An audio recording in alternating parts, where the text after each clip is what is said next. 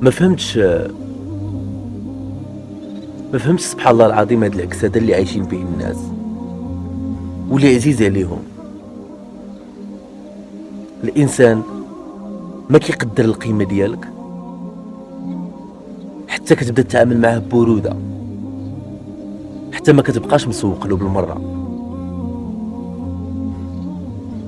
نهار كتكون عاطيهم وقت، كتعامل معهم مزيان، كتحترمهم، كيبداو يتعاملوا معاك بحال الا راك جيت ساهم. كيبداو يتعاملوا معاك بحال الا ما كانوش هما، راك نتايا ما غاديش تنفس، ما غاديش تشم الهواء. ونهار كتقلب عليهم وكتولي معنصر وما كتبقاش دايا فيهم، ما كتبقاش مهتم بيهم، عاد كيتواطاو، عاد كيشدوا الطريق ديال بصح. تعامل مع اللي كيتعامل معاك، تعامل مع الانسان اللي كيتعامل معاك، تواضع مع الانسان اللي كيتواضع معاك، احترم الانسان اللي كيحترمك، قدر الانسان اللي كيقدرك،